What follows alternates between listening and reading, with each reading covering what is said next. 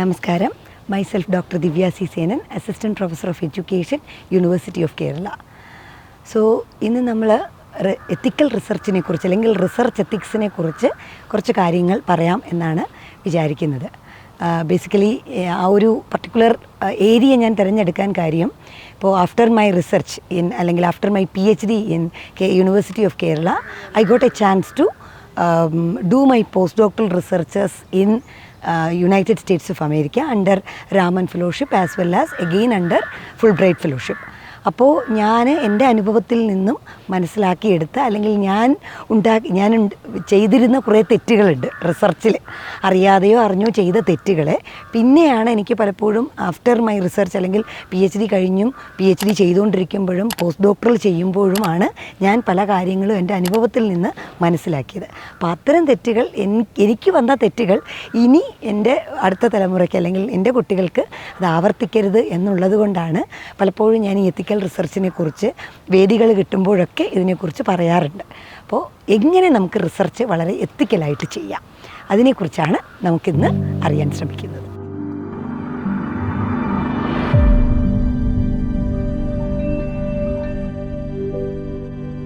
Research എന്നാൽ എന്ത്? ആദ്യം നമ്മുടെ ചിന്ത അതിലോട്ടാണല്ലോ പോകുന്നത്. നമുക്കറിയാം, ഒരു റിസർച്ച് ചെയ്യുമ്പോൾ അല്ലെങ്കിൽ ഒരു സാധാരണ മനുഷ്യൻ നമ്മളെ എന്തുകൊണ്ട് നമുക്ക് ഇന്ന് കാണുന്ന അല്ലെങ്കിൽ പ്രാചീന മനുഷ്യനിൽ നിന്നും ആധുനിക മനുഷ്യനിലെത്തി നിൽക്കുമ്പോൾ ആ വ്യത്യാസം എന്തുകൊണ്ടാണ് ഉണ്ടായത്? നമ്മളുടെ ചിന്തകൾ തന്നെയാണ്. അപ്പോൾ ഈ ചിന്തകൾ തന്നെയാണ് റിസർച്ച് എന്ന് പറയുന്നത്.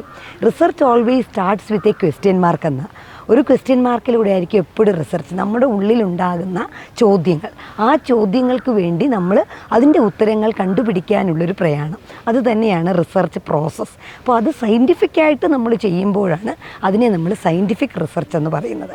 അപ്പോൾ നമുക്കറിയാം, നമ്മൾ PG കഴിഞ്ഞ വിദ്യാർത്ഥികൾ, റിസർച്ചിനോട് താല്പര്യമുള്ളവർ, അതായത് അതിനൊരു സയൻറ്റിസ്റ്റ് ആവണം എന്നും അല്ലെങ്കിൽ അത്തരത്തിൽ പല കാര്യങ്ങളും കണ്ടുപിടിക്കണം എന്ന് മനസ്സിലുള്ള കുട്ടികൾ സ്വാഭാവികമായിട്ട് റിസർച്ചിലോട്ട് പോകും. പക്ഷെ നമ്മൾ നോക്കിക്കഴിഞ്ഞാൽ വളരെ ചെറുപ്പത്തിലേ തന്നെ കൊച്ചു കുട്ടിയെ നമ്മളെടുത്ത് നോക്കൂ, അവിടെ നമുക്കറിയാം കുട്ടിയുടെ ഇൻക്വയറി ക്വാളിറ്റി അത് വളരെ ജനിക്കുമ്പോൾ തന്നെ കുട്ടിക്കുണ്ട്. ഒരു സംസാരിക്കാൻ തുടങ്ങുമ്പോൾ തന്നെ കുട്ടി ആദ്യം ചോദിക്കുന്നത് ഈ പറക്കുന്ന ചിത്രശലഭത്തിനെ നോക്കി അതെന്താ ഇങ്ങനെ നിറം, അല്ലെങ്കിൽ വേറൊരു ഇലയ്ക്കെന്താ പച്ച നിറം, പൂവിനെന്താ മഞ്ഞ നിറം, ഇങ്ങനെ വ്യത്യസ്തങ്ങളായ ചോദ്യങ്ങൾ ചോദിച്ചുകൊണ്ടിരിക്കും. അപ്പോൾ ഈ ചോദ്യങ്ങൾക്കുള്ള ഉത്തരവും വീണ്ടും ആ ഉത്തരങ്ങൾക്ക് വീണ്ടും ചോദ്യങ്ങളും, ഇതിങ്ങനെ ഒരു സൈക്ലിക് പ്രോസസ്സായിട്ട് പോവുകയാണ്. ദിസ് ഈസ് ആക്ച്വലി റിസർച്ച് എന്ന് പറയുന്നത്. അപ്പോൾ ഇത്തരത്തിൽ സയൻറ്റിഫിക്കായിട്ട് നമ്മൾ ചെയ്യുമ്പോൾ നമ്മൾ പാലിക്കേണ്ട കുറേ അധികം കാര്യങ്ങളുണ്ട്. എങ്ങനെയാണ് റിസർച്ച് കൊണ്ടുപോകേണ്ടത്? ഫോർ എക്സാമ്പിൾ, നമ്മളൊരു റിസർച്ചറാണെങ്കിൽ, ഒരു സയൻറ്റിഫിക് റിസർച്ചറായിട്ട് നമ്മൾ എസ്റ്റാബ്ലിഷ് ചെയ്ത് കഴിഞ്ഞാൽ നമ്മൾ പിന്നെ എത്തിക്കൽ റിസർച്ച് എത്തിക്സിൽ കൂടി മാത്രമേ നമ്മൾ ചെയ്യാവൂ. അപ്പോൾ അവിടുത്തെ നമ്മൾ പാലിക്കേണ്ട കുറേ കാര്യങ്ങളുണ്ട് എത്തിക്കൽ റിസർച്ച് ചെയ്യാൻ. അതാണ് നമുക്ക് ഇനി ഓരോന്നായിട്ട് നമുക്ക് നോക്കാം. There are two things, research ethics and publication ethics. പലപ്പോഴും ഇതിനെ രണ്ടായിട്ടാണ് ആൾക്കാർ കാണുന്നത്. പക്ഷെ നമുക്ക് മനസ്സിലാക്കേണ്ട ഒരു കാര്യം, നമ്മൾ എന്തിനാണ് റിസർച്ച് ചെയ്യുന്നത്? What is the purpose of research? അപ്പോൾ research will have a solution, അല്ലെങ്കിൽ അതിനൊരു പ്രോഡക്റ്റ് ഉണ്ടാവും. That product has to be publicised. അപ്പോൾ പലപ്പോഴും നമ്മുടെ റിസർച്ചിൽ സംഭവിക്കുന്നത്, നമ്മൾ റിസർച്ച് ചെയ്യും, ഇപ്പം ആർട്സ് വിഷയങ്ങളിലായാലും സയൻസ് വിഷയങ്ങളിലായാലും ഈ റിസർച്ച് ചെയ്തിട്ട് അതിൻ്റെ ഒരു ബൈ പ്രോഡക്റ്റ്, അതിൻ്റെ പ്രോഡക്റ്റ് എന്ന് പറയുന്നത് അല്ലെങ്കിൽ അതിൻ്റെ ഔട്ട്കം എന്ന് പറയുന്നത്, whether it is A report or it is A product, that will be kept inside the library. Usually it happens like that. അതൊരിക്കലും ഒരു പബ്ലിസൈസ് ചെയ്യപ്പെടുകയോ അത് സൊസൈറ്റിയിലോട്ട് പോവുകയോ ചെയ്യത്തില്ല.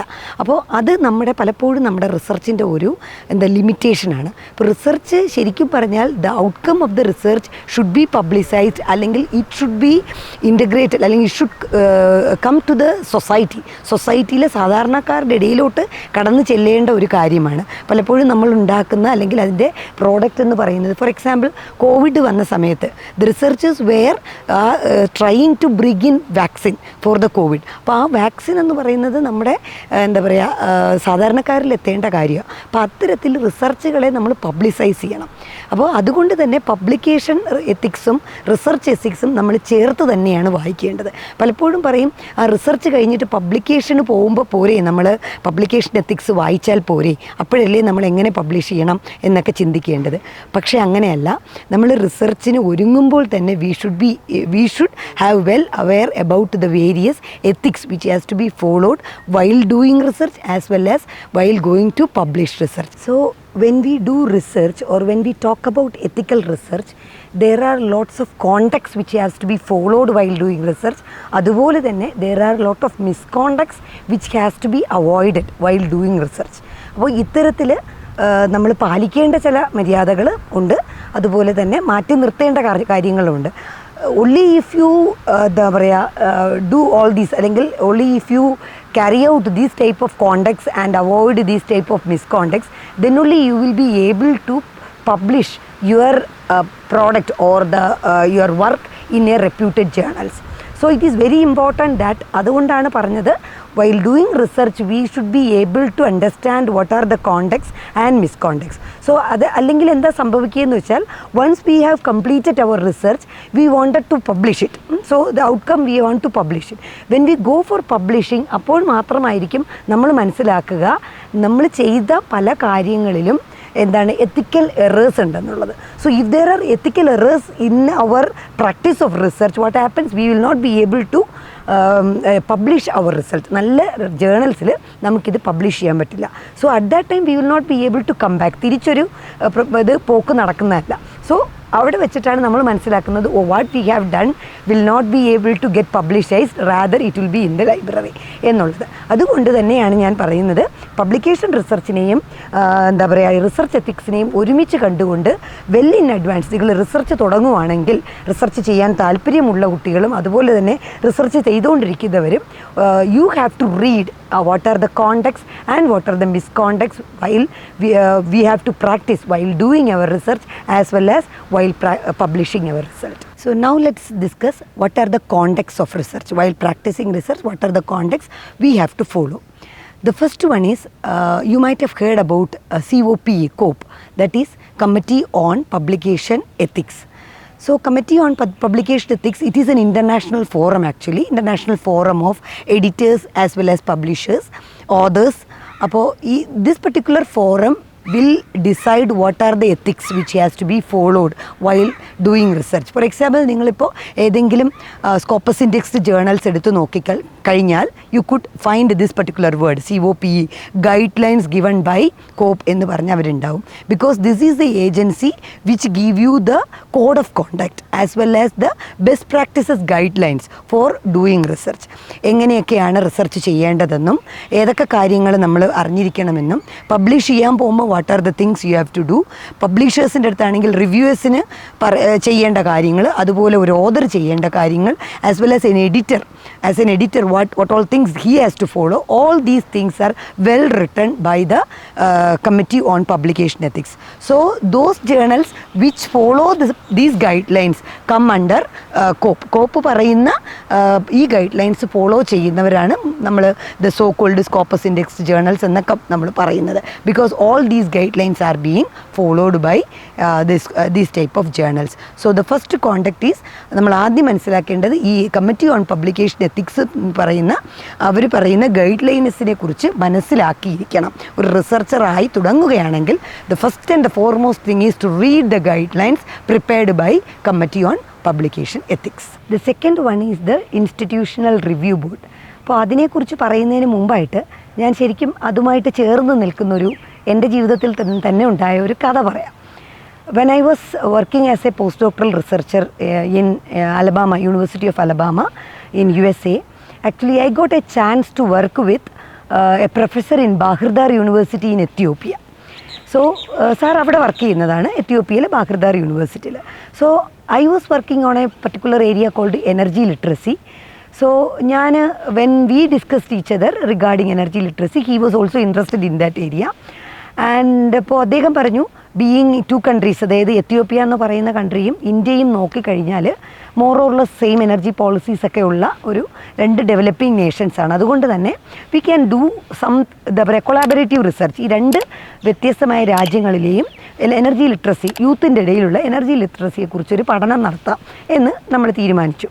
So I started my work with respect to India. So എന്താ പറയുക Google ഫോമിൽ കൂടി ഞാനിവിടുത്തെ ഗ്രാജുവേറ്റ് സ്റ്റുഡൻസിൻ്റെ എനർജി ലിറ്ററസിയുടെ ഡാറ്റ കളക്ട് ചെയ്തു. At the same time he was collecting data for the graduate students of Bahrdar University of Ethiopia. I was collecting with respect to University of Kerala. So data എല്ലാം collect ചെയ്തു.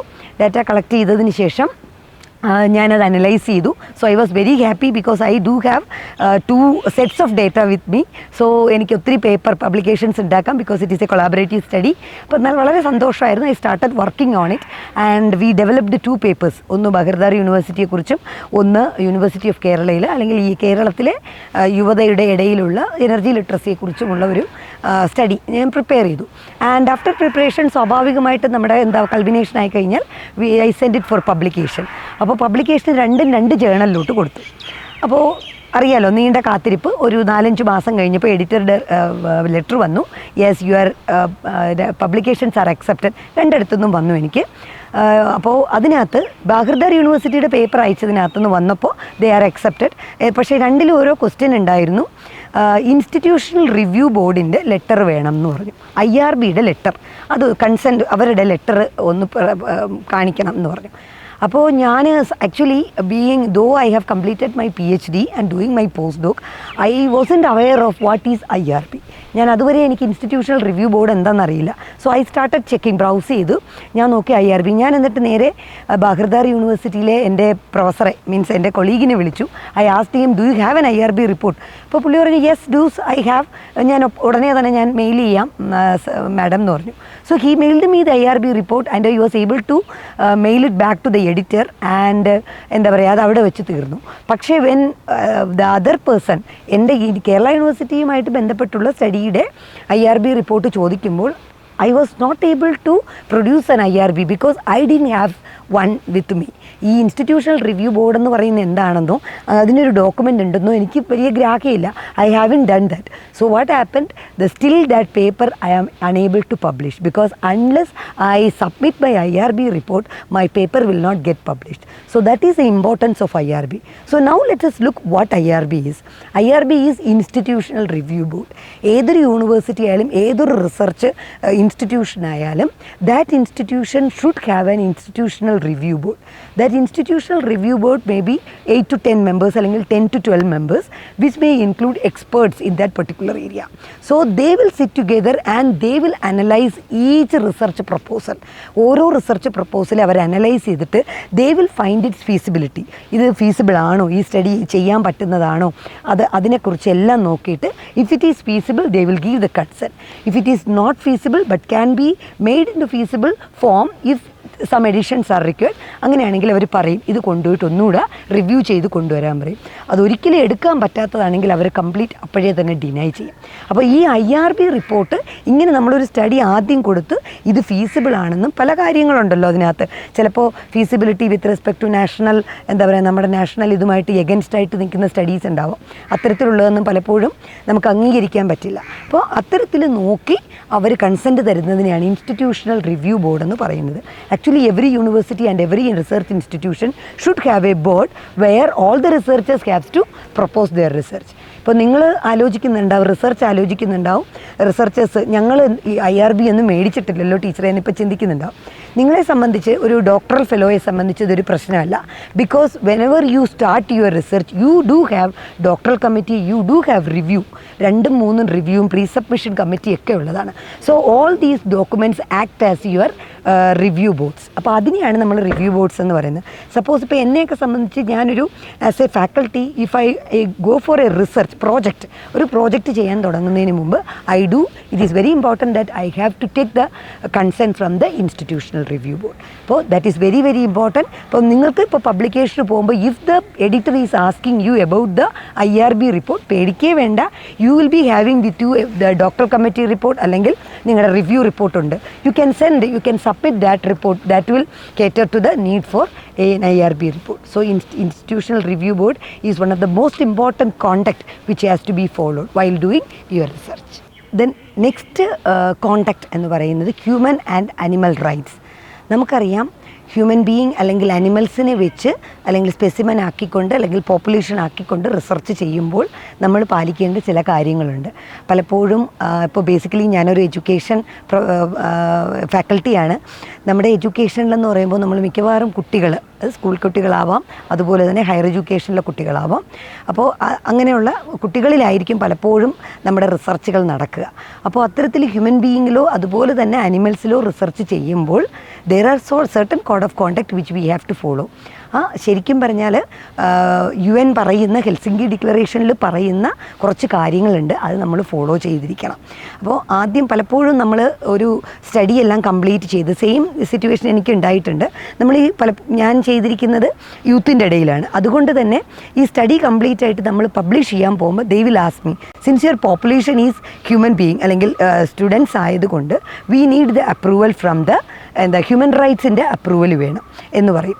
അപ്പോൾ actually if we don't have that particular paper, again the process of publication will not be possible. അപ്പോൾ അതിനും ഈ പറഞ്ഞ പോലെ university level, അന്നാണ് ഞാൻ ഇങ്ങനൊരു പ്രതിസന്ധിയിൽ വന്നപ്പോഴാണ് ഞാൻ അറിയുന്നത് ഇങ്ങനെ ഒരു ബോർഡ് യൂണിവേഴ്സിറ്റി ഓഫ് കേരളയ്ക്ക് സത്യം പറഞ്ഞാൽ ഹ്യൂമൻ ആൻഡ് എത്തിക്കൽ കമ്മിറ്റി എന്ന് പറയുന്നൊരു ബോർഡ് ഉണ്ടെന്നും എവറി 6 months നമ്മുടെ യൂണിവേഴ്സിറ്റിയിൽ ആ ബോർഡ് കൂടുകയും അതിനകത്ത് പ്രപ്പോസ് ചെയ്യുന്ന പ്രപ്പോസൽസിനെ അവർ വിലയിരുത്തി ഹ്യൂമൻ ആൻഡ് എത്തിക്കൽ കമ്മിറ്റി പറയുന്ന കാര്യങ്ങളെല്ലാം വെച്ച് നോക്കി അനലൈസ് ചെയ്തിട്ട് ആണ് ഈ ഓരോ പ്രപ്പോസലിനും അനുമതി കൊടുക്കുന്നത്.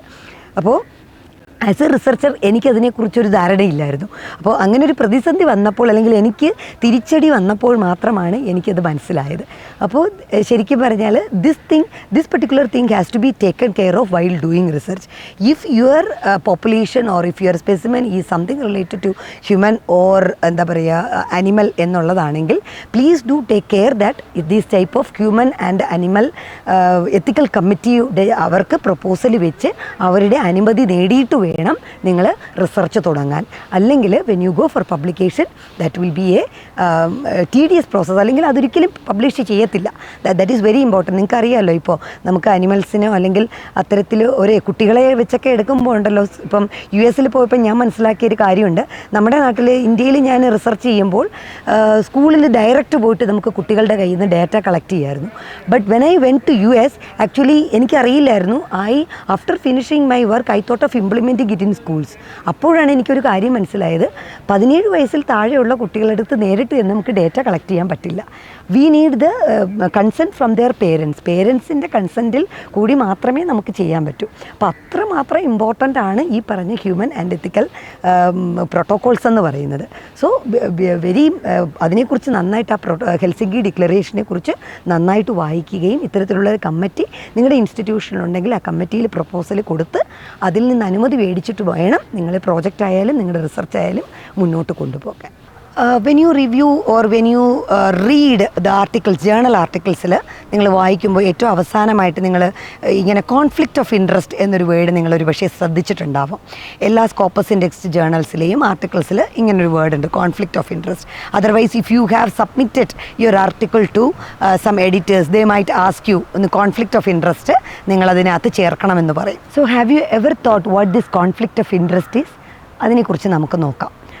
കോൺഫ്ലിക്റ്റ് ഓഫ് ഇൻട്രസ്റ്റ് എന്ന് നമ്മൾ പറയുമ്പോൾ അതും ഈ പറഞ്ഞ കണക്കൊരു ഇൻസിഡൻറ്റോട് കൂടി ഞാൻ പറയാം. When I was working on A project in collaboration with Ohio university, US Ohio university ആയിട്ട് ചേർന്ന് നമ്മുടെ എഡ്യൂക്കേഷണൽ ടെക്നോളജി ഇംപ്ലിമെൻറ്റേഷനെ കുറിച്ച് നമ്മുടെ സ്കൂളുകളിൽ കേരളത്തിലെ വിവിധ തരത്തിലുള്ള സ്കൂളുകളിൽ നടത്തിയ എഡ്യൂക്കേഷണൽ ടെക്നോളജി ഇംപ്ലിമെൻറ്റേഷനെ കുറിച്ച് ഒരു പ്രോജക്റ്റ് ചെയ്യുകയുണ്ടായി. അപ്പോൾ ആ particular project that was funded by Intel എന്ന് പറഞ്ഞ കമ്പനിയാണ് ആ പർട്ടിക്കുലർ പ്രോജക്റ്റ് ഫണ്ട് ചെയ്തത്. അപ്പോൾ സ്വാഭാവികമായിട്ടും ഇൻറ്റൽ അത് ഫണ്ട് ചെയ്യുമ്പോൾ നമുക്ക് സ്വാഭാവികമായിട്ടും അവർക്കൊരു ഉദ്ദേശം ഉണ്ടാവും അല്ലേ. അവർ എഡ്യൂക്കേഷണൽ ടെക്നോളജിയുടെ ഒരു പ്രോജക്റ്റിന് ഫണ്ട് ചെയ്യുമ്പോൾ അതിൻ്റെ ഇഫക്റ്റീവിനെക്കുറിച്ചുള്ള പഠനമാണ്. So they wanted that the project end report എന്ന് പറയുന്നത് വളരെ ഇഫക്റ്റീവാണ് എന്നുള്ള ഒരു റിസൾട്ടാണ് അവർ പ്രതീക്ഷിക്കുന്നത് സ്വാഭാവികമായിട്ടും. അപ്പോൾ അതുകൊണ്ട് തന്നെ എന്താ പറയുക, sometimes there may be a chance for the sponsor. Sponsor ഈ പറഞ്ഞ റിസർച്ചേഴ്സിനെ മേൽ ഇൻഫ്ലുവൻസ് ചെയ്യാനുള്ളൊരു സാധ്യതയുണ്ട്. Because in order to get a solution or a result അവരുടെ താല്പര്യത്തിനനുസരിച്ച് അവരുടെ ഇൻട്രസ്റ്റിനനുസരിച്ച് ഒരു റിസൾട്ട് കിട്ടാൻ താല്പര്യപ്പെടും. അപ്പോൾ പക്ഷേ ആസ് എൻ എത്തിക്കൽ റിസർച്ച് ഒരിക്കലും നമ്മൾ അത്തരത്തിലുള്ള താല്പര്യങ്ങൾ ഉണ്ടാകാൻ പാടില്ല. ഒരു സ്പോൺസർക്കോ അല്ലെങ്കിൽ ഒരു ഫണ്ടിങ് ഇൻസ്റ്റിറ്റ്യൂഷനോ ഒരിക്കലും റിസർച്ചറുടെ മേൽ ഒരു ഇൻഫ്ലുവൻസ് പാടില്ല. There should not be any type of any interest shown to this type of researchers. അവർക്ക് വേണ്ടിയിട്ട് റിസർച്ചിൽ മായം ചേർക്കൽ പാടില്ല. അതുപോലെ തന്നെ ഇപ്പോൾ ഞാൻ പറഞ്ഞു ആ പർട്ടിക്കുലർ റിസർച്ചിൽ ഞാൻ മാത്രമായിരുന്നില്ല. I was collaborating with Briju Thankachan as well as Matthew Rosen. ഇങ്ങനെ 3 പേര് ചേർന്നിട്ടുള്ളൊരു പ്രോജക്റ്റാണ്. അപ്പോൾ സ്വാഭാവികമായിട്ടും എൻ്റെ താല്പര്യങ്ങളും മറ്റുള്ളവരുടെ താല്പര്യങ്ങളും വ്യത്യസ്തമാവാം. പക്ഷേ when you take a research, അവിടെ റിസർച്ചിൽ നമ്മുടെ താല്പര്യങ്ങൾക്ക് അവിടെ സ്ഥാനമില്ല. There should not be any conflict of interest among the researchers. എല്ലാ റിസർച്ചേഴ്സിനും ഈക്വലായിട്ട് ഒരേപോലുള്ള എന്താ പറയുക അഭിപ്രായം തന്നെയായിരിക്കണം. അതിൽ എൻ്റെ ഒരു റിസൾട്ട് എഴുതി വെക്കുമ്പോൾ അതിനകത്ത് സപ്പോസ് ഇപ്പോൾ ഇൻ്റൽ എന്നെ ഇൻഫ്ലുവൻസ് ചെയ്തിട്ടുണ്ടെങ്കിൽ ഞാൻ ഇൻ്റലിനോട് ചേർന്ന് നിൽക്കുകയാണെങ്കിൽ മറ്റ് 2 പേർക്ക് അവർക്ക് പറയാം we have conflict of interest എന്ന് അവർക്ക് തുറന്നു പറയാം. അതുകൊണ്ടാണ് എഡിറ്റർ ചോദിക്കുന്നത് നിങ്ങളൊരു ഗ്രൂപ്പായിട്ട് ഒരു ടീമായിട്ടാണ് റിസർച്ച് ചെയ്യുന്നതെങ്കിൽ ദേ will ask conflict of interest വ്യക്തമാക്കണം. അതായത് ഇതിനകത്തുള്ള മെമ്പേഴ്സിന് എല്ലാവരുടെയും ഒരേ അഭിപ്രായത്തിൽ തന്നെയാണ് ഈ റിസർച്ച് അല്ലെങ്കിൽ ഇതിൻ്റെ റിസൾട്ട് കൊണ്ടുവന്നിരിക്കുന്നത്. So this is called conflict of interest. Covid സമയത്ത് വന്ന ഒരു സ്പ്രിംഗ്ലർ ഇഷ്യൂവിനെ കുറിച്ച് നിങ്ങൾക്ക് എല്ലാവർക്കും ഓർമ്മയുണ്ടാവും. സ്പ്രിംഗ്ലർ എന്ന് പറയുന്ന ഒരു കമ്പനി നമ്മുടെ നാട്ടിൽ ഡാറ്റ കളക്ട് ചെയ്യാൻ എൻ്റെ ഒരു ഡാറ്റ കളക്ഷന് വേണ്ടിയിട്ട് വന്നിട്ടുണ്ടായിരുന്നു. ബട്ട് ലേറ്റർ ആ ഒരു പ്രൊസീജിയർ നിന്നുപോയി. അപ്പോൾ അതെന്തുകൊണ്ടെന്ന് ചോദിച്ചു കഴിഞ്ഞാൽ അവിടെ ഈ പറഞ്ഞ റിസർച്ച് എത്തിക്സിൻ്റെ ഒരു ഭാഗമുണ്ട്. We call it is informed consent form. നമ്മൾ എപ്പോഴും ഡാറ്റ കളക്ഷന് പോകുമ്പോൾ അല്ലെങ്കിൽ മറ്റുള്ളവരിൽ നിന്ന് ഡാറ്റ കളക്ട് ചെയ്യുമ്പോൾ it is very necessary that we need to get an informed consent form from the sample. For example ഇവിടെ കോവിഡിന് നമ്മൾ ഇവർ ഡാറ്റ കളക്ട് ചെയ്തപ്പോൾ വാട്ട് ഹാപ്പൻ ദാറ്റ് ഈ കമ്പനി നമ്മുടെ വില്ലേജ് വഴിയൊക്കെയാണ് ഇത് കളക്ട് ചെയ്തത്. അപ്പം അവർക്ക് ഈ ചോദിക്കാൻ പോകുന്നവർക്ക് they don't know much about ഈ ഡാറ്റ കളക്ഷൻ്റെ പ്രൊസീജിയറിനെ കുറിച്ചോ അല്ലെങ്കിൽ റിസർച്ചിനെ കുറിച്ചോ അവർക്കറിയില്ല. അപ്പോൾ അവർ നേരിട്ട് തന്നെ ചോദ്യങ്ങൾ ചോദിച്ച് ഉത്തരങ്ങൾ എടുക്കുമായിരുന്നു. പക്ഷേ മറിച്ച് നമ്മളെപ്പോഴും ഒരു റിസർച്ചിന് വേണ്ടിയിട്ട് ഡാറ്റ കളക്ട് ചെയ്യുമ്പോൾ first thing is that we need to introduce നമ്മൾ എന്താണ് റിസർച്ച്, ഏത് റിസർച്ചാണ് ചെയ്യുന്നത്, എന്തൊക്കെ കാര്യങ്ങളാണ്, അതുപോലെ നിങ്ങൾ തരുന്ന ഡാറ്റ ഞങ്ങൾ ഈ ഒരു പർപ്പസിന് മാത്രമേ ഉപയോഗിക്കുകയുള്ളൂ, ഈ ഡാറ്റ വളരെ അനോണിമസ് ആയിട്ട് സൂക്ഷിക്കുകയും ചെയ്യും. ഇങ്ങനെയുള്ള ഒരു ഉറപ്പ് നൽകിയതിന് ശേഷം അവരുടെ ഒരു കൺസെൻറ്റ് കിട്ടിയിട്ട് മാത്രമേ നമുക്ക് അവരിൽ നിന്ന് വിവരം ശേഖരിക്കാനുള്ള അധികാരമുള്ളൂ. So that is what is called informed consent form. ഇപ്പോൾ നമുക്കറിയാം ഏതൊരു റിസർച്ചും നമ്മൾ ഒരു ഡാറ്റ ടൂൾ ഉണ്ടെങ്കിൽ ആ ടൂളിൻ്റെ ആദ്യം നമ്മൾ വയ്ക്കേണ്ടത് ഇത്തരത്തിലുള്ള ഇൻഫോംഡ് കൺസെൻറ്റ് ഫോമാണ്. ആ കൺസെൻറ്റ് ഫോം ഗൂഗിൾ ഫോം വഴി നിങ്ങൾ ഡാറ്റ കളക്ട് ചെയ്യാറുണ്ട് സർവേ മെത്തേഡിൽ. അവിടെ നമ്മൾ ആദ്യം കാണിക്കേണ്ടത് ഇൻഫോംഡ് കൺസെൻറ്റ് ഫോം. അതായത് ഈ എന്താണ് എൻ്റെ റിസർച്ച്, ഇന്ന റിസർച്ചിൽ എന്തൊക്കെ കാര്യങ്ങളാണ് ഈ ഡാറ്റയിൽ ഉപയോഗിക്കുന്നത്, ഇതെല്ലാം കഴിഞ്ഞിട്ട് ഇഫ് ദേ വാണ്ട് അവർക്ക് താല്പര്യമുണ്ടെങ്കിൽ മാത്രം അവർക്ക് മുന്നോട്ട് പോകാം. This informed consent form is very important because suppose you are going to publish this result. ആ സമയത്ത് നിങ്ങൾ ഈ ഒരു ഡാറ്റ കൊടുക്കുമ്പോൾ if the editor or reviewer find anything, എന്തെങ്കിലും ഒരു സംശയം അവർക്കൊരു ഡൗട്ട് തോന്നിക്കഴിഞ്ഞാൽ they can ask you for the informed consent form. അവർ ചോദിക്കും, ഇൻഫോംഡ് കൺസെൻറ്റ് ഫോം അയച്ചു തരാൻ പറയും. അത് ചിലപ്പോൾ ഒന്നേ ചോദിക്കുകയുള്ളൂ, ചിലപ്പോൾ നമ്മളെ സാമ്പിൾ 1000 ആണെങ്കിൽ ഈ 1000 പേരുടെയും ഇൻഫോംഡ് കൺസെൻറ്റ് ഫോം അയച്ചു തരാൻ പറയും. ഫോർ എക്സാമ്പിൾ എനിക്ക് എൻ്റെ എക്സ്പീരിയൻസിൽ പറ്റിയത് എഗെയിൻ ഞാൻ നേരത്തെ പറഞ്ഞു, I was collaborating with Ohio university four doing this A particular project. അപ്പോൾ ആ സമയത്ത് ഞങ്ങൾ ക്വാൾട്രിക്സ് എന്ന് പറയുന്ന ഒരു ടൂൾ ഉപയോഗിച്ച്, അതിൻ്റെ ഒരു അറിയാലോ ഓൺലൈൻ ടൂൾ ഉപയോഗിച്ചാണ് ഡാറ്റ കളക്ട് ചെയ്യുന്നത്. അപ്പോൾ ഈ data collection with respect to ടീച്ചേഴ്സിൻ്റെ കയ്യിൽ നിന്നാണ് ഡാറ്റ കളക്ട് ചെയ്യുന്നത്. ആ സമയത്ത് ആണ് ഈ സ്പ്രിംഗ്ലർ ഇഷ്യൂ ഉണ്ടാകുന്നത്. അതേ സമയത്ത് തന്നെ ഞങ്ങൾ ഈ ഡാറ്റ കളക്ട് ചെയ്തുകൊണ്ടിരിക്കുകയാണ്. ഉടനെ തന്നെ പത്രമാധ്യമങ്ങളിലെല്ലാം വന്നു, അമേരിക്കയിലെ ഒരു യൂണിവേഴ്സിറ്റി ആയിട്ട് ചേർന്ന് കേരള യൂണിവേഴ്സിറ്റി ഡാറ്റ ആൾക്കാരിൽ നിന്ന് കളക്ട് ചെയ്ത് അമേരിക്കയ്ക്കോട്ട് കടത്തുന്നു എന്നുള്ളൊരു വാർത്തയാണ് വന്നത്. അപ്പോൾ പെട്ടെന്ന് തന്നെ എന്താ പറയുക, നമുക്കതിന് പ്രതികരിച്ചേ പറ്റൂ. ബിക്കോസ് ഞാൻ അതിനകത്ത് ഇൻവോൾവ് ആയതുകൊണ്ട് ഞങ്ങൾ ഇൻഫോംഡ് കൺസെൻറ്റ് ഫോം ഓരോ സാമ്പിളിൻ്റെ കയ്യിൽ നിന്നും മേടിച്ചിട്ടുണ്ടായിരുന്നു. So I was able to produce that informed consent form to every one. അതുമായിട്ട് ബന്ധപ്പെട്ടവരെ നമ്മളിത് കാണിച്ചു. ഇങ്ങനൊരു സംഭവമേ നടന്നിട്ടില്ല. We have all the process completed. ഇവർ താല്പര്യമുള്ളവർ മാത്രമാണ് ഇതിനകത്ത് പങ്കെടുത്തിട്ടുള്ളത് എന്ന് പറഞ്ഞതുകൊണ്ട് ആ പ്രശ്നം അവിടെ വെച്ച് നിന്നു. സോ നമ്മൾ ഒരു റിസർച്ച് ചെയ്യുമ്പോൾ ഡാറ്റ കളക്ട് ചെയ്യുമ്പോൾ നിങ്ങൾക്കറിയാം, data is the most expensive substance or expensive thing in the world now. വജ്രം പോലുമല്ല, ഡയമണ്ട് പോലുമല്ല, ഡാറ്റയാണ്. ഇപ്പോഴത്തെ നമുക്കറിയാം, നമുക്ക് പ്രൈവസി ഇല്ലാത്തൊരു സാധനം ഇപ്പോൾ ഡാറ്റയാണ്. അപ്പോൾ ഒരു ചെറിയ ഡാറ്റ കിട്ടിയാൽ പോലും പല പല കാര്യങ്ങൾ ചെയ്യാൻ പറ്റുന്ന ഈ കാലഘട്ടത്ത് ഡാറ്റ മാനിപ്പുലേഷൻ എന്ന് പറയുന്നതിലോട്ട് പോകാതിരിക്കാൻ വേണ്ടിയിട്ട് informed consent form is very very important. So when you do a research, please be cautious that you have to get a informed consent from your sample or the population.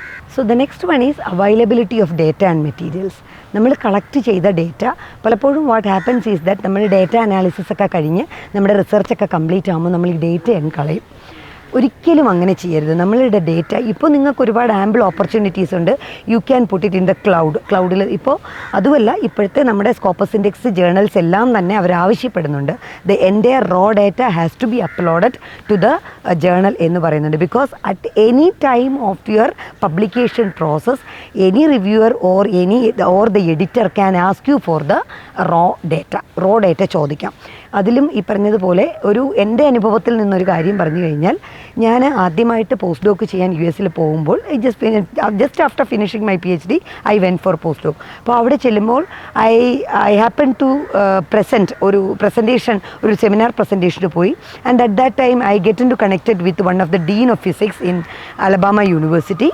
അങ്ങനെ during our discussion I told him that I have developed these things as part of my PhD. So he was interested in that particular area and he told me, why can't we together publish that particular paper? I can also contribute some part into it so that we can togetherly publish that paper. So I was also excited. കാര്യം അങ്ങനെ ഒരു international ആളൊക്കെ എന്നോട് ഇങ്ങോട്ട് നമ്മളത് publish ചെയ്യാമെന്നൊക്കെ പറയുമ്പോൾ അത് നമുക്കൊരു വലിയ എക്സൈറ്റ്മെൻ്റ് ആയിരുന്നു. So when I came back, I submitted all the materials to him. He asked me that I have to send him the raw data. Sir പറഞ്ഞു, ഇങ്ങനെ സ്റ്റാറ്റിസ്റ്റിക്സ് ഒക്കെ ചെയ്ത് ഓക്കെയാണ്, പക്ഷേ I need the raw data. I wanted to check with a statistician whether the analysis is correct or not. എൻ്റെ ഭാഗ്യത്തിന് എൻ്റെ കമ്പ്യൂട്ടറിൽ ആ റോ ഡേറ്റ കിടപ്പുണ്ടായിരുന്നു. 2008 കളക്ട് ചെയ്ത ഡേറ്റയാണ്. ഞാനിത് പറയുന്നത് 2015 നടക്കുന്ന സംഭവം. But to my like the data was there in my computer. So I just send all the data to him. He analysed the data with the help of a statistician. എല്ലാം കറക്റ്റായിരുന്നു. And he submitted the paper for a conference. And in the conference I was the first author, but ഞാൻ absent ആയതുകൊണ്ട് he presented the paper and finally that paper was awarded the best paper award for that particular conference. അപ്പോൾ എനിക്ക് പറയാനുള്ളത്, ഞാൻ അന്ന് കളഞ്ഞിട്ടിരുന്നൊരു സാധനം ഞാൻ ഒരിക്കലും അതത്രയും പ്രയോജനമുള്ളൊരു ഡേറ്റ ആണെന്ന് പോലും വിചാരിച്ചിരുന്നു. എൻ്റെ PhDക്ക് വേണ്ടി ഞാൻ കളക്ട് ചെയ്ത data since I have kept it, സൂക്ഷിച്ച് വെച്ചിരുന്നത് കൊണ്ട് ഒരു ഇൻ്റർനാഷണൽ ബെസ്റ്റ് അവാർഡ് കിട്ടാനുള്ള യോഗ്യത എനിക്കുണ്ടായി. അപ്പോൾ അതുകൊണ്ട് നമ്മൾ ഒരിക്കലും ഡാറ്റ നമ്മൾ നഷ്ടം വരുത്തരുത്. എന്ത് ഡേറ്റയാണെങ്കിലും റോ ഡേറ്റ നിങ്ങളുടെ കയ്യിൽ ഇപ്പോഴും നിങ്ങൾക്ക് സൂക്ഷിച്ച് വെക്കാനുള്ള ഒരുപാട് ഉപാധികളുണ്ട്. നിങ്ങളത് വെച്ചിരിക്കണം. അറ്റ് എനി ടൈം നിങ്ങൾ എഡിറ്റർ ചോദിച്ചു കഴിഞ്ഞാൽ you give him the raw data so that they can also analyse and find out whether there is any manipulation or not. Okay, so now we have finished all the context which has to be followed while doing research. അത്യാവശ്യം നമ്മളെല്ലാം ഒരുവിധമുള്ള കാര്യങ്ങളെല്ലാം വന്നു. ഇനി നമ്മൾ അടുത്തത് പറയാൻ പോണ misconducts which has to be avoided. Deliberate ആയിട്ട് നമ്മൾ അവോയ്ഡ് ചെയ്യേണ്ട മിസ്കോണ്ടക്ട്സ് ഉണ്ട്. അതിനെക്കുറിച്ചാണ് നമ്മളിനി പറയാൻ പോകുന്നത്. First and the foremost thing is everybody know nothing but plagiarism. Plagiarism is one of the most important misconducts which has to be avoided.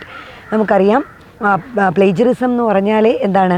തട്ടിപ്പറിക്കുക. മറ്റുള്ളവരുടെ ideas ആണെങ്കിൽ മറ്റുള്ളവരുടെ ആശയങ്ങളെയും തട്ടിപ്പറിച്ച് നമ്മൾ ഉപയോഗിക്കുന്നതിനെയാണ് നമ്മൾ പ്ലേജറിസം എന്ന് പറയുന്നത്. അപ്പോൾ നമ്മുടെ വർക്കിൽ മറ്റുള്ളവരുടെ ആശയങ്ങൾ ഉപയോഗിക്കരുത് അല്ലെങ്കിൽ മറ്റുള്ളവരുടെ ഐഡിയാസ് ഉപയോഗിക്കരുതെന്ന് ആരും പറയുന്നില്ല.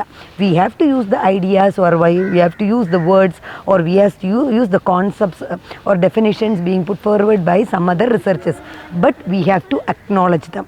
ഡ്യൂ അക്നോളജ്മെൻറ്റ് കൊടുത്തുകൊണ്ട് ആരെയും നമുക്ക് കോട്ട് ചെയ്യാം, അതിലൊരു തെറ്റുമില്ല. It doesn't come under plagiarism. പക്ഷേ അവരുടെ പേര് പറയാതെ നമ്മുടെ സ്വന്തമാക്കി നമ്മളതിനെ ഉപയോഗിക്കുമ്പോഴാണ് അതിനെ പ്ലേജറിസം എന്ന് പറയുന്നത്. അതിപ്പോൾ നമ്മൾ മോഷണം എന്ന് പറയുന്നത് ചെറിയൊരു എന്താ പറയുക, 10 പൈസ മോഷ്ടിച്ചാലും അത് 10 കോടി മോഷ്ടിച്ചാലും മോഷണം തന്നെ എന്ന് പറയുന്നത് പോലെ ചെറിയ ഒരു 2-3 വേർഡ് മോഷ്ടിക്കുന്നതും വലിയ പാരഗ്രാഫ് അല്ലെങ്കിൽ തീസിസ് മൊത്തമായിട്ട് മോഷ്ടിക്കുന്നതും എല്ലാം പ്ലേജറിസത്തിൽ ഉൾപ്പെടും. അപ്പോൾ കണ്ടൻറ്റിൽ നമ്മൾ എടുക്കുമ്പോൾ, നമ്മൾ ആരുടെയെങ്കിലും കണ്ടൻറ്റ് നമ്മൾ എടുക്കുന്നുണ്ടെങ്കിൽ യു ക്യാൻ അത് നമ്മുടെ ആശയങ്ങളെ, അവരുടെ ആശയങ്ങളെ എടുത്ത് നമ്മുടേതായ കാഴ്ചപ്പാടിൽ അത് മാറ്റി റീറൈറ്റ് ചെയ്ത് വേണം എഴുതാൻ. അല്ലാതെ നമ്മൾ അതുപോലെ എടുത്തുപയോഗിച്ച് നമ്മുടേതാക്കി മാറ്റിക്കഴിഞ്ഞാൽ അതിന് പ്ലേജറിസമാണ്. നമുക്കറിയാം, when we approach Scopus indexed journals, if you have approached Scopus index journals, you could understand that എന്താണ് നമ്മൾ അത്തരത്തിലുള്ള ജേർണലിൻ്റെ ഒരു അക്സെപ്റ്റൻസ് കിട്ടണമെങ്കിൽ തന്നെ 3 മുതൽ 10 മാസം വരെയൊക്കെ നമ്മൾ വെയിറ്റ് ചെയ്യേണ്ടി വരും. അപ്പോൾ സ്വാഭാവികമായിട്ടും ഈ നീണ്ട കാത്തിരിപ്പ് നമുക്കൊരു ബുദ്ധിമുട്ടാണ് അല്ലേ. നമ്മളൊരു പേപ്പർ എഴുതി കഴിഞ്ഞാൽ we wanted to get it accepted at as fast as it could be എന്നുള്ളതാണ്. അപ്പോൾ നമുക്കെന്ത് ചെയ്യും, നമ്മൾ അവിടെ നിന്ന് അക്സെപ്റ്റൻസ് വരാതിരിക്കുമ്പോൾ സ്വാഭാവികമായിട്ടും will find a way to publish it in another journal. ഇവിടെ വേണ്ട എങ്കിൽ പിന്നെ ഇതുവരെ അവരൊന്നും പറയുന്നില്ലല്ലോ, അങ്ങനെയാണെങ്കിൽ വേറൊരു ജേണലിൽ കൊടുത്താലോ, അല്ലെങ്കിൽ വേറൊരു ജേണലിൻ്റെ ഒരു കോൾ വന്ന് കിടക്കുമ്പോൾ നമ്മൾ അങ്ങോട്ട് കൊടുക്കാനുള്ളൊരു താല്പര്യം പ്രകടിപ്പിക്കും. അപ്പോൾ നമ്മൾ എന്ത് ചെയ്യും, ഇതേ സെയിം പേപ്പർ തന്നെ എടുത്ത് നമ്മൾ അവിടെ കൊടുക്കും. കുറച്ച് കഴിയുമ്പോഴായിരിക്കും ഈ ജേണലിൽ നിന്നുള്ള അക്സെപ്റ്റൻസ് വരുന്നു. So now we will become confused. അപ്പോൾ ദിസ് ഈസ് കോൾഡ് എന്താണ് സൈമുൾട്ടേനിയസ് സബ്മിഷൻ ഓഫ് പബ്ലിക്കേഷൻ. ഒരേ സമയം തന്നെ 2 വ്യത്യസ്തമായ ജേണലുകളിൽ ഒരേ പബ്ലിക്കേഷൻ ചെയ്യുന്നതിനെയാണ് സൈമുൾട്ടേനിയസ് പബ്ലിക്കേഷൻ എന്ന് പറയുന്നത്. This is not allowed. ഒരേ പേപ്പർ 2 എണ്ണത്തിൽ പബ്ലിഷ് ചെയ്യാൻ നമുക്ക് കഴിയില്ല. പക്ഷേ ഇതിനകത്ത് നമുക്കൊരു വ്യത്യാസമുള്ളതെന്ന് വെച്ചാൽ, suppose you R presenting A paper in A conference. ഇപ്പോൾ ഇൻ്റർനാഷണൽ കോൺഫറൻസ് ഒക്കെ നിങ്ങൾക്ക് നോക്കുമ്പോൾ അറിയാം, international conference being conducted outside India നോക്കിക്കഴിഞ്ഞാൽ നിങ്ങൾക്കറിയാം, they will ask you only for an abstract ആയിരിക്കും കൂടുതലും ചോദിക്കുക. and you can present it in the conference and there will be reviewers, there will be editors in the conference. So if they are interested in your publication, they will approach you to for the full paper. അങ്ങനെയാണ് സാധാരണ നടക്കാറ്. അതും എനിക്കൊരു പുതിയ അനുഭവമായിരുന്നു. ഞാൻ പുറത്ത് പോകുമ്പോൾ US പോകുമ്പോഴാണ് ഞാനും അത് മനസ്സിലാക്കുന്നത്. ഞാനൊരു പേപ്പർ പ്രസൻറ്റ് ചെയ്ത് കഴിഞ്ഞപ്പോൾ റിവ്യൂസ് വന്നിട്ട് പറഞ്ഞു, you can publish your paper in our research journal if you are interested എന്ന് പറഞ്ഞു. അപ്പോൾ എന്നെ സംബന്ധിച്ചിടത്തോളം അതൊരു ആദ്യത്തെ അനുഭവമായിരുന്നു. അപ്പോൾ അത്തരത്തിൽ നമുക്ക് ആബ്സ്ട്രാക്റ്റ് മാത്രം കൊടുത്താൽ മതി, നമ്മുടെ പ്രസൻറ്റേഷൻ നടക്കും. Then we will decide where we have to publish. അപ്പോൾ അത് ഒരിക്കലും ഒരു സൈമുൾട്ടേനിയസ് സബ്മിഷൻ അല്ല. നിങ്ങളുടെ അവിടെ പ്രസൻറ്റേഷൻ നടത്തിയതേ ഉള്ളൂ, നിങ്ങൾ ഫുൾ പേപ്പർ കൊടുത്തിട്ടില്ല. With an abstract you can present a paper and the same paper which you presented you can publish it in some other journals. No problem. That doesn't come under simultaneous submission.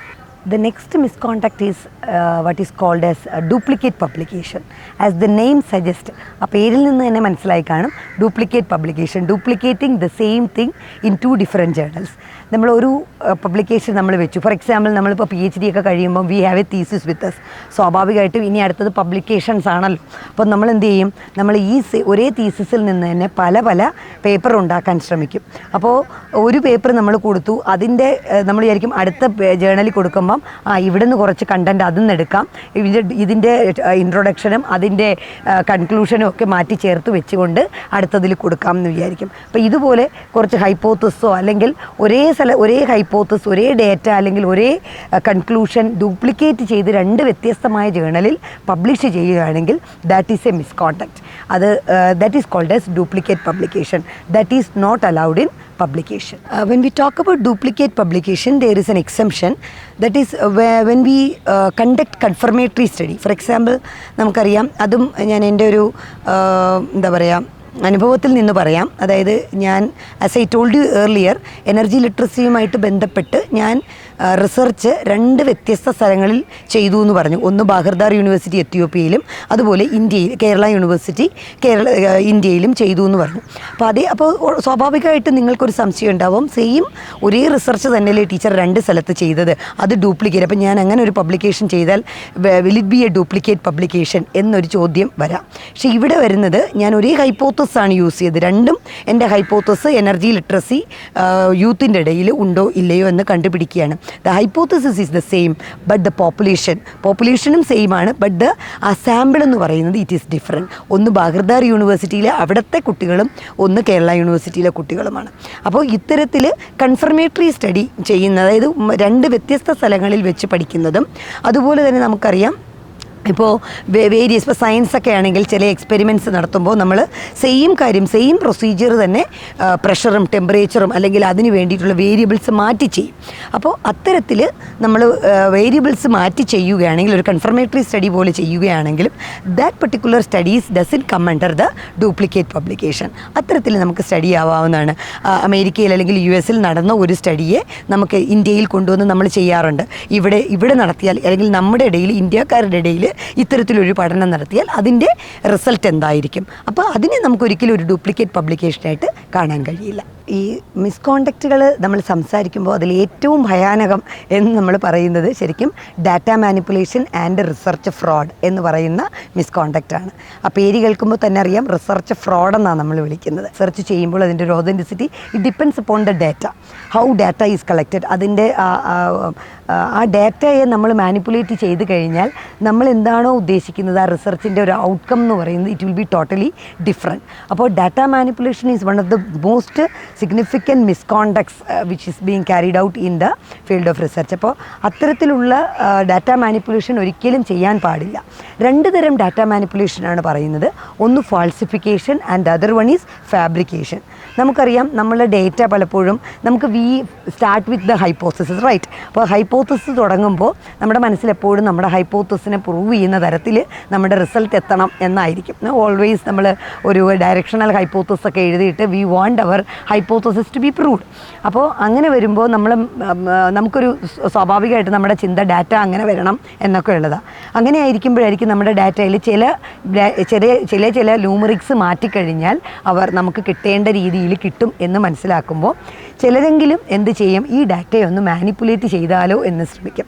13 എന്നുള്ളിടത്ത് ആ 1 മാറ്റി കളഞ്ഞ് 3 ആക്കാനും അല്ലെങ്കിൽ 13നെ 131 ആക്കാനും ശ്രമിക്കും. അങ്ങനെ വരുമ്പോൾ this is called falsification of data. കയ്യിലിരിക്കുന്ന ഡേറ്റയെ, ഇപ്പോൾ ഫോർ എക്സാമ്പിൾ ഒരു ഇമേജറി ആണെങ്കിലും ആ ഇമേജറിയിൽ മാറ്റം വരുത്തുക, അല്ലെങ്കിൽ ഗ്രാഫിൽ, ഇത് ഇങ്ങനെ ചെയ്യുന്നതിനെയാണ് നമ്മൾ ഫാൾസിഫിക്കേഷൻ എന്ന് പറയുന്നത്. നമ്മളെ ഡേറ്റയെ ഫാൾസിഫൈ ചെയ്യുക. That is A huge error which നമ്മൾ റിസർച്ചിൽ ചെയ്യുന്നത്. ബിക്കോസ് ആ എറർ ചെയ്യുമ്പോൾ നമ്മുടെ കംപ്ലീറ്റ് റിസൾട്ട് മാറുകയാണ്. അതുപോലെ തന്നെ മറ്റൊരു മിസ്റ്റേക്കാണ് ഫാബ്രിക്കേഷൻ. ചിലപ്പോൾ നമ്മൾ നോക്കുമ്പോൾ വി വാണ്ടഡ് ഒരു 500 അല്ലെങ്കിൽ ഒരു 1000 ഡാറ്റയാണ് നമുക്ക് വേണ്ടത്. പക്ഷെ നമ്മൾ കഷ്ടപ്പെട്ട് പോയിട്ട് നമുക്ക് ഏതാണ്ട് ഒരു 900 അല്ലെങ്കിൽ 950 ഡാറ്റയെ കിട്ടിയുള്ളൂ. അപ്പോൾ നമുക്ക് ഇനി ഒരു 1000 കൂടി വേണം, because our sample size is 1000. അങ്ങനെ വരുമ്പോൾ എന്ത് ചെയ്യും, സ്വാഭാവികമായിട്ടും ഒരു 50 എണ്ണമൊക്കെ ഇനി അങ്ങ് ഫാബ്രിക്കേറ്റ് ചെയ്താലും വലിയ കുഴപ്പമൊന്നുമില്ല എന്നങ്ങ് വിചാരിക്കും, അല്ലേ? അപ്പോൾ നമ്മൾ 950 എണ്ണം കളക്ട് ചെയ്തില്ലേ, 50 എണ്ണം നമ്മുടേതായിട്ട് കിടന്നോട്ടെ എന്ന് വിചാരിച്ച് നമ്മൾ കുറച്ച് ഇടും. That is called fabrication of data. അതും it also affect the authenticity of the research. So these 2 things, falsification and fabrication, നമ്മൾ എപ്പോഴും പറയാറുണ്ട് falsification, fabrication and plagiarism. These 3 are very very important crimes which we do in research. So these 2, falsification and fabrication, are called the data manipulation, and it is usually termed as research fraud. ഈ course വർക്കൊക്കെ exam എഴുതുന്ന കുട്ടികൾക്ക് മിക്കവാറും ചോദിക്കുന്ന ഒരു ക്വസ്റ്റ്യനും കൂടെയാണ് ഇത്തരത്തിൽ ഈ FPF എന്ന് പറഞ്ഞാണ് തോന്നുന്നു ചോദിക്കുന്നത്, falsification, plagiarism and fabrication. So have you tasted salami? Salami എന്ന് പറയുന്ന ഡിഷ് എപ്പോഴെങ്കിലും ടേസ്റ്റ് ചെയ്തിട്ടുണ്ടോ? There is something called salami slicing in research. ഈ സലാമി കഴിച്ചിട്ടുള്ളവർക്കറിയാം, അല്ലേ? അത് സാധാരണ നിങ്ങൾക്ക് മീറ്റ് ഇങ്ങനെ റോൾ ചെയ്താണ് കിട്ടുന്നത്. ആ റോൾ ചെയ്ത മീറ്റിനെ നമ്മൾ എന്ത് ചെയ്യും, കട്ട് ചെയ്ത് ചെറിയ ചെറിയ സ്ലൈസുകളാക്കി ബട്ടറിലിട്ട് ഫ്രൈ ചെയ്തിട്ടാണ് നമ്മൾ കഴിക്കാറ്. സെയിം തിങ് തന്നെ റിസർച്ചിൽ we call it a salami slicing, where we try to divide അല്ലെങ്കിൽ we try to slice our research into different parts. നേരത്തെ പറഞ്ഞതുപോലെ ഒരു തീസിസ് നമ്മുടെ കയ്യിലുണ്ട്, നമുക്കതൊരു 10-20 പബ്ലിക്കേഷൻ ആക്കണമെന്ന് ആഗ്രഹമുണ്ട്. അങ്ങനെ വരുമ്പോൾ നമ്മൾ എന്ത് ചെയ്യും, ഇതിനെ 10-20 കഷ്ണങ്ങളായിട്ടങ്ങ് മുറിക്കും. പക്ഷേ മുറിക്കുന്നതിൽ തെറ്റൊന്നുമില്ല, പക്ഷേ അവിടെ മീനിങ് ഫുള്ളായിട്ട് മുറിച്ചില്ല എങ്കിൽ വായനക്കാർക്ക് എന്താണെന്ന് മനസ്സിലാവില്ല. സോ ഒരു മീനിങ് ലെസ്സായിട്ട് പല കഷ്ണങ്ങളായിട്ട് മുറിച്ച് പബ്ലിഷ് ചെയ്യുന്നതിനെയാണ് സലാമി സ്ലൈസിങ് എന്ന് പറയുന്നത്. പലപ്പോഴും നമുക്കറിയാം നമ്മുടെ ഒരു റിസർച്ചിനകത്ത് എത്രയെങ്കിലും പബ്ലിക്കേഷനുള്ള സ്കോപ്പ് ഉണ്ട്. Because we may have several hypothesis, several conclusions, അതുമായിട്ട് ബന്ധപ്പെട്ട് പല കാര്യങ്ങൾ ഡിസൈൻസ് ഡെവലപ്പ് ചെയ്തതൊക്കെ കാണാം. പക്ഷേ you can slice your research but meaning ഫുള്ളായിട്ട് പല പേപ്പറുകൾ പബ്ലിഷ് ചെയ്യുന്നതിൽ ഒരു തെറ്റുമില്ല. പക്ഷേ മീനിങ്ലെസ് ആയിട്ട് ഒരു ബന്ധവുമില്ലാത്ത തരത്തിൽ പല കഷ്ണങ്ങളായിട്ട് മുറിച്ച് വ്യത്യസ്ത തരത്തിൽ പബ്ലിഷ് ചെയ്യുമ്പം the reader can't find any connection between the introduction or the what you say the context and all. So such type of publication അല്ലെങ്കിൽ അത് അങ്ങനെ കാണിക്കുന്ന ബിഹേവിയറിനെയാണ്, അത്തരത്തിലുള്ള മിസ്കോണ്ടക്റ്റിനെയാണ് നമ്മൾ സലാമി സ്ലൈസിങ് എന്ന് പറയുക. നമുക്കെല്ലാവർക്കും അറിയാം സൈറ്റേഷൻ എന്ന് പറയുന്നത് one of the most important thing in റിസർച്ചാണ് അല്ലേ. എല്ലാവരും അത് തന്നെയാണ്, സൈറ്റേഷൻ നോക്കിയിട്ടാണ് നമ്മൾ ഓരോ റിസർച്ചറേയും വിലയിരുത്തുന്നത്. നമുക്ക് അറിയാം നമ്മുടെ സൈറ്റേഷൻ ഹ്യൂജ് സൈറ്റേഷൻസ് ഉള്ളവരുണ്ട്. അപ്പോൾ അവരെ കാണുമ്പോൾ നമുക്കറിയാം ദേ ആർ ഡൂയിങ് അത്രമാത്രം റിസർച്ചിൽ മുന്നിട്ട് നിൽക്കുന്നവരാണെന്നുള്ളത്. അതുകൊണ്ട് തന്നെ നമുക്കും പലപ്പോഴും ഒരു ആഗ്രഹമുണ്ട് സൈറ്റേഷൻ കൂട്ടണം എന്നുള്ളത്. പക്ഷേ മറ്റുള്ളവർ നമ്മളെ സൈറ്റ് ചെയ്യുമ്പോൾ മാത്രമേ നമ്മുടെ സൈറ്റേഷൻ കൂടത്തുള്ളൂ. അപ്പോൾ സ്വാഭാവികമായിട്ടും നമ്മുടെ സൈറ്റേഷൻ കൂടുന്നില്ലെങ്കിൽ നമുക്ക് ഈ പറഞ്ഞ കണക്ക് ചെറിയൊരു മിസ്കോണ്ടക്റ്റ് ചെയ്യാനുള്ളൊരു പ്രവണത ഉണ്ടാവും. നമ്മൾ എന്ത് ചെയ്യും, നമ്മളെ തന്നെ സൈറ്റ് ചെയ്യാനുള്ളൊരു സാധ്യത കാണും. അതായത് already I have published A paper.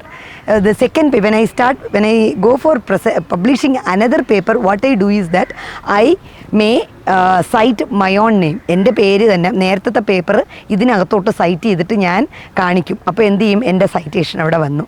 ഇത്തരത്തിൽ കാണിക്കുന്നൊരു ശീലമുണ്ട്. This is called self citation. അപ്പോൾ സെൽഫ് സൈറ്റേഷൻ എന്ന് പറയുന്നത് ഇറ്റ് ഈസ് എ മിസ്കോണ്ടക്റ്റ്. അതൊരിക്കലും ചെയ്യാൻ പാടില്ല. കാര്യം നമ്മൾ ആദ്യം എഴുതിയിരിക്കുന്ന പേപ്പറും ഈ രണ്ടാമത് ചെയ്യുന്ന പേപ്പറും തമ്മിൽ ഒരു ബന്ധവും ഉണ്ടാവില്ല. അപ്പോൾ എന്നിട്ട് നമ്മൾ പറയുവാണ് രണ്ടാമത്തെ പേപ്പറിൽ നമ്മൾ ആദ്യത്തെ പേപ്പറിനെ സൈറ്റ് ചെയ്യുവാണ്. അങ്ങനെ പാടില്ല. പക്ഷേ you can cite your own name if the paper demands. If you are writing the second paper which is very much connected to your first paper, ആദ്യത്തെ പേപ്പറിൻ്റെ അതിനകത്ത് പറഞ്ഞിരിക്കുന്ന റിസൾട്ട് നിങ്ങളുടെ സെക്കൻഡ് പേപ്പറിൽ ആവശ്യമുണ്ട്. It demands the second paper demands the result of your first paper. അങ്ങനെയെങ്കിൽ yes obviously you can cite your name in that paper. അപ്പോൾ നിങ്ങൾക്ക് അതിൽ തെറ്റില്ല. That doesn't come under the purview of self citation. പക്ഷേ ആവശ്യപ്പെടാതെ, അതായത് ഇതിൻ്റെ ഒരു ആവശ്യവുമില്ല, വെറുതെ തന്നെ നമ്മുടെ പേരിങ്ങനെ നമ്മൾ പറയത്തില്ലേ തള്ളലെന്ന് പറയുന്നത് പോലെ നമ്മുടെ പേര് ചെയ്ത് വിടുവാണെങ്കിൽ that is called self citation. That should not be promoted. അങ്ങനെ ചെയ്യാൻ പാടില്ല. That comes under a misconduct. So now the last misconduct is ethics with authorship. ഈ ഓതറിൻ്റെ ഒരു ഡിഫിനിഷൻ ചോദിച്ചു കഴിഞ്ഞാൽ നമുക്ക് ബുദ്ധിമുട്ടാണ്. പക്ഷേ നമുക്കറിയാം ആരെല്ലാം ഓതറല്ല, അല്ലെങ്കിൽ ഒരു റിസർച്ച് ആർട്ടിക്കിൾ, ഒരു റിസർച്ച് പബ്ലിക്കേഷൻ എടുക്കുമ്പോൾ ഓതർ അല്ലാത്തവരാരൊക്കെ എന്ന് ചോദിച്ചാൽ we can say that there are 3 terms: ghost author, guest author and gift author. ഈ 3 കാര്യങ്ങളാണ് നമ്മൾ പറയുന്നത്. അപ്പോൾ ഗോസ്റ്റ് ഓതർ എന്ന് പറഞ്ഞാൽ നമുക്കറിയാം they might have substantially contributed to the research അല്ലെങ്കിൽ publication, but they are not at all mentioned. അവരെക്കുറിച്ച് അവിടെ പറയാറില്ല. പലപ്പോഴും നമ്മൾ പൈസ കൊടുത്തൊക്കെ ചിലർ എഴുതിക്കാനോ അല്ലെങ്കിൽ ട്രാൻസ്ലേഷൻ വർക്കൊക്കെ ചെയ്യിക്കാറുണ്ട്. അപ്പോൾ അത്തരത്തിലുള്ളവരെ they are not being mentioned in the paper. So such type of authors are called ghost author. Next is the guest author. Guest author നമുക്കറിയാം നമുക്കൊക്കെ ഒരു പ്രിജുഡിസ് ഉണ്ട്. എന്താ പറയുക, ഇൻ്റർനാഷണൽ ഫാക്കൽറ്റിയുടെ പേരങ്ങണം നമ്മുടെ ഒരു പബ്ലിക്കേഷനിലുണ്ടെങ്കിൽ സ്വാഭാവികമായിട്ടും അങ്ങനെയാണെങ്കിൽ ആ പേപ്പർ അക്സെപ്റ്റ് ചെയ്യപ്പെടും പെട്ടെന്ന്. ഇപ്പോൾ ഞാനും അങ്ങനെയൊക്കെ വിചാരിച്ചിരുന്നൊരു കാലം ഉണ്ടായിരുന്നു. എൻ്റെ ഉദാഹരണം ഏതെങ്കിലും ഒരു സായിപ്പിൻ്റെയോ ഒക്കെ പേര് അതിനകത്ത് ഉൾപ്പെടുത്തിയാൽ ഏതെങ്കിലും US അല്ലെങ്കിൽ UK ഒക്കെ അധ്യാപകരുടെ പേരും കൂടി വരുവാണെങ്കിൽ സ്കോപ്പസ് ഇൻഡെക്സ് ജേണലിൽ ഉൾപ്പെടും. ഇതിപ്പോൾ എൻ്റെ പേര് കാണുന്നതുകൊണ്ടാണ് അവർ എടുക്കാത്തതെന്നൊക്കെ ഒരു തോന്നലുണ്ടായിരുന്നു. അതൊക്കെ വെറും നമ്മുടെ ഒരു വിദ്യാധാരണ മാത്രമാണ്. അപ്പോൾ അങ്ങനെ ഒരു തോന്നലിൽ നിന്നുണ്ടാവുന്നതാണ് ഈ ഗസ്റ്റ് ഓഥർ. നമ്മൾ എന്ത് ചെയ്യും, ഇങ്ങനെ അവർ അത് അക്സെപ്റ്റ് ചെയ്യാൻ വേണ്ടിയിട്ട് even though they have not at all contributed anything to our publication, anything to our article, we include their name. അവരറിഞ്ഞിട്ട് പോലും ഉണ്ടാവില്ല ചിലപ്പോൾ അവരുടെ യാതൊരു ആശയമോ അവരുടെ ഒരു കോൺട്രിബ്യൂഷനും നമ്മുടെ പേപ്പറിനകത്തില്ല. എന്നാൽ പോലും അവരുടെ ഒരു പേര് ഇതിൽ കിടക്കുമ്പോൾ, ബിക്കോസ് അവർക്ക് ചിലപ്പം ബിഗ് സൈറ്റേഷനുള്ള ആൾക്കാരായിരിക്കും, അങ്ങനെ ഒരു പേര് നമ്മുടെ പേപ്പറിൽ വന്നു കഴിഞ്ഞാൽ നമുക്കും സൈറ്റേഷൻ കൂടുവെന്നോ ഒക്കെ ഉള്ളൊരു ധാരണയുടെ പുറത്ത് നമ്മൾ എന്ത് ചെയ്യും, അവർക്കും കൂടി അവരുടെ പേര് കൂടി വെക്കും. വി ഗീവ് ദം ഒരു ഗസ്റ്റ് റോൾ കൊടുക്കും. That is called guest authors. They don't have any contribution but they are being included in the publication. And the last one is gift author. Gift author നമുക്ക് എല്ലാവർക്കും അറിയാവുന്ന സംഭവമാണ്. ഗിഫ്റ്റായിട്ട് കൊടുക്കുന്ന authorship. അതായത് research സ്കോളേഴ്സൊക്കെ ആദ്യം അല്ലേ നമ്മൾ കയറി ഇതൊക്കെ കഴിഞ്ഞ് നമ്മൾ സ്റ്റാർട്ട് ചെയ്ത സമയത്ത് നമ്മൾ പേപ്പർ എഴുതുമ്പോൾ what we do is that നമുക്കൊരു തോന്നലുണ്ട്, നമ്മുടെ അധ്യാപകനെ അല്ലെങ്കിൽ നമ്മുടെ മെൻറ്ററിൻ്റെ പേരത് കൊടുത്തില്ലെങ്കിൽ നമ്മുടെ ഗൈഡ് പ്രശ്നം ഉണ്ടാക്കും എന്നൊരു തോന്നലുണ്ട്. അപ്പോൾ അതുകൊണ്ട് തന്നെ എന്ത് ചെയ്യും, ഗൈഡ് കാണാത്ത പേപ്പറിന് പോലും നിങ്ങൾ എന്ത് ചെയ്യും, നിങ്ങൾ ഗൈഡിൻ്റെ പേരിട്ട് വയ്ക്കും ആസ് എ ഗിഫ്റ്റ്. ടീച്ചറിനൊരു സന്തോഷം വന്നോട്ടെ അല്ലെങ്കിൽ സാറിനൊരു സന്തോഷം വന്നോട്ടെ എന്ന് ഇട്ട് വയ്ക്കും. പക്ഷെ നിങ്ങൾ മനസ്സിലാക്കേണ്ട ഒരു കാര്യമുണ്ട്, അത് സന്തോഷത്തെക്കാൾ ഉപരി വിഷമമാണ് കൊണ്ടുവരുന്നത്. ബിക്കോസ് ഒരു റിസർച്ചറിൻ്റെ സ്റ്റാർട്ടിങ് സ്റ്റേജിലെ പേപ്പർ എന്ന് പറയുമ്പോൾ അറിയാം. ഇപ്പോൾ എൻ്റെ തന്നെ പേപ്പർ ആദ്യത്തെയൊക്കെ പേപ്പർ എടുത്ത് നോക്കുമ്പോൾ എനിക്ക് തന്നെ നാണക്കേടാം, ഇങ്ങനെയൊക്കെയാണോ ഞാൻ പേപ്പർ എഴുതിയിരുന്നതെന്ന് ആലോചിക്കും. ബിക്കോസ് അങ്ങനെയാണ് നമ്മൾ പഠിച്ചു വരുമ്പോൾ the way we write is very different. Gradually മാത്രമേ നമ്മൾ റിസർച്ച് റൈറ്റിങ്ങിലോട്ട് കയറുള്ളൂ. അപ്പോൾ ആ സമയത്ത് നിങ്ങൾ എഴുതുന്ന ഒരു പേപ്പർ നിങ്ങളുടെ ഗൈഡ് കാണാതെ നിങ്ങൾ സബ്മിറ്റ് ചെയ്തു. അപ്പോൾ ആ പേപ്പർ വായിക്കുന്നയാൾക്ക് ഒരു പക്ഷേ നിങ്ങളെ അറിയില്ല, ബട്ട് നിങ്ങളുടെ ഗൈഡിനെ അറിയാം. അപ്പോൾ ഈ ഗൈഡിൻ്റെ പേര് ഇപ്പോൾ പെട്ടെന്ന് അവർ ചിന്തിക്കും, ഓ ഈ ഗൈഡാണോ ഇത്തരത്തിലൊരു പൊട്ട പേപ്പറൊക്കെ ഇറക്കിയിരിക്കുന്നത് എന്ന് ചിന്തിക്കും. സോ ഒരു ഗിഫ്റ്റായിട്ടാണ് നിങ്ങൾ ആ ഓതർഷിപ്പ് കൊടുക്കുന്നതെങ്കിലും കാലക്രമേണ അല്ലെങ്കിൽ പിന്നെ അത് വരുന്നത് അത് എഗൻസ്റ്റ് ആയിട്ടായിരിക്കും. So this is called gift authorship. There is no need for gift authorship or guest authorship എന്ന് പറയുന്നത്. ബിക്കോസ് അതിനകത്ത് കൺസിഡറബിളായിട്ട് കോൺട്രിബ്യൂട്ട് ചെയ്തിട്ടുണ്ടെങ്കിൽ മാത്രമേ അതിനകത്ത് ഓതർഷിപ്പ് കൊടുക്കാവൂ. That is very very important as part of the conduct. ആരൊക്കെ വന്നിട്ടുണ്ടോ അതുപോലെ തന്നെ കോൺട്രിബ്യൂട്ട് ചെയ്തവരെ വിട്ടുപോകാനും പാടില്ല.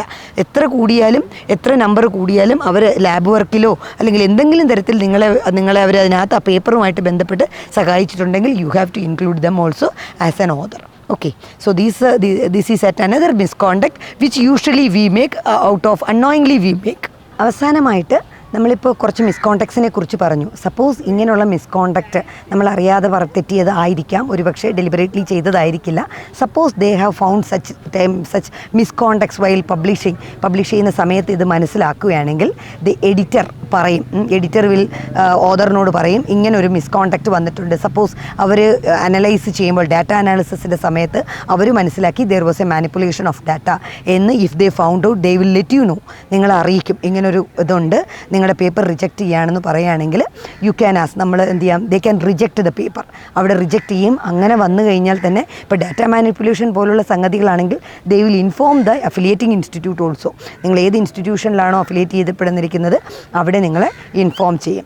ഇനി രണ്ടാമത്തെ കാര്യം, ഓൾറെഡി പബ്ലിഷ് ചെയ്തു. Suppose the editor or the reviewer അവർക്കൊന്നും മനസ്സിലായില്ല, അത് എല്ലാം കടന്നു, അതങ്ങ് പോയി. പബ്ലിഷ് ആയിക്കഴിഞ്ഞാൽ നിങ്ങൾക്കറിയാം ഇപ്പോൾ ഒരുപാട് സോഷ്യൽ മീഡിയാസിൽ പലതരം സോഷ്യൽ മീഡിയ റിസർച്ചുമായിട്ട് ബന്ധപ്പെട്ടുള്ള സോഷ്യൽ മീഡിയകളൊക്കെ ഉണ്ട്. അപ്പോൾ അതിനകത്ത് റിസർച്ചേഴ്സ് കൂടിയിരുന്നിട്ട് ഓൾറെഡി പബ്ലിഷ് ചെയ്ത പേപ്പറിനെ കുറിച്ച് അനലൈസ് ചെയ്യുന്ന രീതികളൊക്കെ ഉണ്ട്. So sometimes they will come up with some mistakes in the already published data. അങ്ങനെ വരുമ്പോൾ what the editor do is that, editor എന്ത് ചെയ്യും, നമ്മളോട് ചോദിച്ച് അതിൻ്റെ മിസ്റ്റേക്സ് മാറ്റി എറർ മാറ്റി എടുത്തിട്ട് they will again put this publication as an erratum. ഒരു ഇറാറ്റം വെച്ചുകൊണ്ട് അവർ വീണ്ടും പറയും ഇത്തരത്തിലുള്ള തെറ്റ് പറ്റിയിട്ടുണ്ട് ആൻഡ് ഈ തെറ്റിനെ ഇങ്ങനെ തിരുത്തി വായിക്കണം എന്നുള്ള രീതിയിൽ ഒരു ഇറാറ്റം കൊടുത്തുകൊണ്ട് ചെയ്യും. ഇനി മൂന്നാമത്തെ എന്ന് പറയുന്നത് എന്താ പറയുക, വളരെ മിസ്റ്റേക്ക് മാനിപ്പുലേഷൻ വളരെ രീതിയിൽ നടന്നിട്ടുണ്ടെങ്കിൽ, നേരത്തെ പറഞ്ഞതുപോലെ വളരെ രീതിയിലുള്ള ഫ്രോഡ് നടന്നിട്ടുണ്ടെങ്കിൽ they will be blacklisted. അത് ഒരിക്കലും പിന്നെ വേറെ ഈ കുട്ടി, അതായത് ഈ ചെയ്ത ആളിനെ പിന്നെ ഒരിക്കലും സ്കോപ്പസ് ഇൻഡെക്സ് ജേണലിലോട്ട്, അതായത് ഈ പറയുന്ന കമ്മിറ്റി ഓൺ പബ്ലിക്കേഷൻ എത്തിക്സിൻ്റെ ഗൈഡ് ലൈൻസ് ഫോളോ ചെയ്യുന്ന ഒരു ജേണലിലും പിന്നെ ആ കുട്ടിക്ക് പബ്ലിഷ് ചെയ്യാൻ പറ്റത്തില്ല. Because they will be blacklisted from all the journals which come under under the purview of COPE എന്നാണ്. അപ്പോൾ ഇത്തരത്തിൽ ഇത് കോൺസിക്വൻസസ് ഈസ് വെരി ഹൈ. അതുകൊണ്ട് തന്നെ മിസ്കോണ്ടക്റ്റുകൾ നമ്മൾ മാക്സിമം അറിഞ്ഞോ അറിയാതെയോ പറയുന്ന മിസ്കോണ്ടക്ട്സുകൾ നമ്മൾ മാക്സിമം ഒഴിവാക്കുക. അതിന് ഏറ്റവും വേണ്ടതെന്ന് വെച്ചാൽ we need to get acquainted with the guidelines published by the committee on publication ethics about practising research as well as about publishing research. വളരെ നന്നായി ആ കാര്യങ്ങൾ വായിച്ച് മനസ്സിലാക്കുക. അത്തരത്തിൽ മാത്രം നമ്മുടെ റിസർച്ച് മുന്നോട്ട് കൊണ്ടുപോവുക. അതുകൊണ്ടാണ് ഇപ്പോൾ UGC നിങ്ങൾക്ക് തന്നെ അറിയാം, നിങ്ങളുടെ കോഴ്സ് വർക്ക് സമയത്ത് ഒരു പേപ്പർ ഇപ്പോൾ ആഡ് ചെയ്തിട്ടുണ്ട്, റിസർച്ചർ എത്തിക്സ് എന്ന് പറഞ്ഞ്. Why? Because the researchers in advance they have to know about the various ethical procedures which has to be followed. നേരത്തെ അതില്ലാതിരുന്നത് കൊണ്ടാണ് ഞാനൊക്കെ കാലക്രമേണ ഇപ്പോൾ ചെയ്തുകൊണ്ടിരുന്നപ്പോഴാണ് ഇത് മനസ്സിലാക്കിയത്. ഇപ്പോൾ നിങ്ങൾക്കൊരു അവസരമാണ്. റിസർച്ച് ചെയ്യാൻ താല്പര്യപ്പെടുമ്പോൾ തന്നെ നിങ്ങൾ ഇത്തരത്തിലുള്ള കാര്യങ്ങളെല്ലാം വായിച്ച് മനസ്സിലാക്കിയിട്ട് വേണം റിസർച്ചിലോട്ട് കടക്കാൻ. അപ്പോൾ all the best for your researches. And വളരെ നല്ല ഒരുപാട് റിസർച്ചുകൾ ഉണ്ടാകട്ടെ. അത് നമ്മുടെ സമൂഹത്തിന് ഉതകുന്ന രീതിയിലുള്ള റിസർച്ചുകൾ ഉണ്ടാകട്ടെ എന്നും അതും എത്തിക്കലായിട്ട് തന്നെ എല്ലാ റിസർച്ചുകളും നടക്കട്ടെ എന്നും പ്രാർത്ഥിക്കുന്നു. Thank you.